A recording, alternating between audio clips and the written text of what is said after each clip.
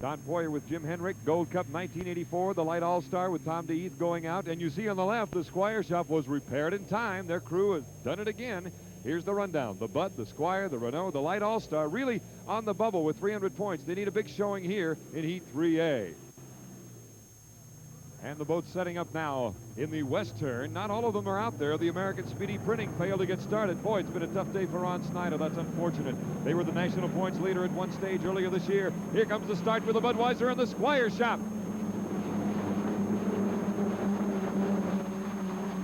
The Budweiser in lane number 2. On the inside is Mickey Riemann in his customary position as they come into the east turn by the bridge. The Budweiser, first place. Trying to hold on to his lane is the Bud with the Squire Shop.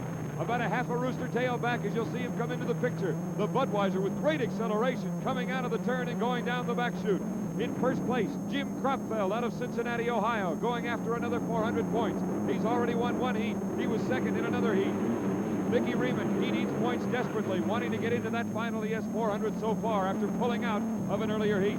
The Budweiser, though, with Kropfeld digging in with a skid pin, coming around the west turn and heading for the main chute. Look at Mickey Riemann bouncing around in second place as he holds on to that position. Coming down in lane number 1, Riemann, Kropfeld and the Budweiser in lane 2 and in first place. Tom DeEath and the Light All-Star. Tom racing on his favorite course.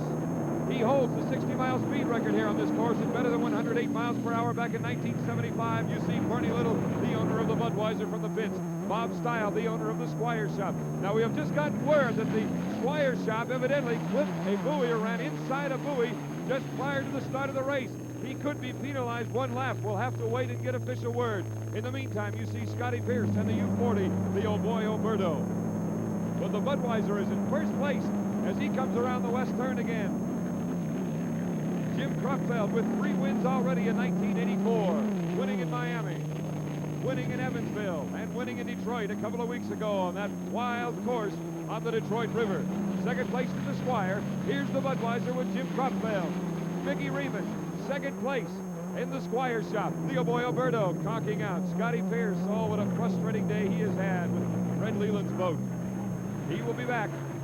And the turbine-powered Light All-Star, based out of Houston, Texas, and driven by Detroit's Tom DeEath. Milner Irvin out of Miami, Florida. Coral Gables, to be exact.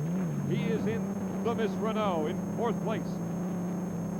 The Budweiser, though, in great control. What a great day for Jim Kropfeld. He has done an absolutely fantastic job of driving with a good shot at picking up his second win here. They did a little sponson repair after Detroit, the left sponson. A few other small things, but it is running as well now as it has all year. The Squire Shop, the crew up all night last night trying to get it ready after that fuel explosion earlier on.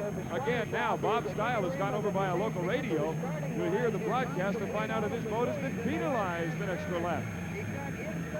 Okay, we do have word he has been penalized. Mickey Riemann has been penalized a lap. That will not affect this boat, of course, the Budweiser. He is in first place. Here's the Light All-Star.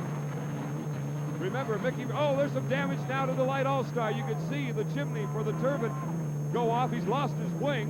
And now Tom DeEath, racing, as I said, on his favorite course, has to pull onto the infield. He has 300 points. It looks like his day will be done. That's a shame. Tom DeEath putting on a great show today, trying to get into the final, but his day is done. Here comes the Budweiser now, coming around and heading for home. As you see, one of the rescue sleds here, awaiting if there is any problem occurring on the Columbia River. The Budweiser, the checkered flag, Jim Kropfeld, his second heat victory of the day. The Budweiser. Mickey Riemann, as I said, penalized a lap, so he will go one more. This is the only other boat running, the Renault with Milner Irvin, so he will get second place and 300 points, and third place will go to the Squire. Here's the final order for Heat 3A, and the points are absolutely critical now. The Budweiser, good shape with 2 firsts and a second. The Renault should be all right in the finals, guaranteed. The Squire Shop, though, really on a bubble with 625. As far as the other boats, their day is done. But the Squire's going to have to wait for the end of 3B to know if they make the final. I mentioned earlier that the Light All-Star had lost its wing, and this is all that remains, the vertical stabilizers. We'll be back with Heat 3B in just a moment.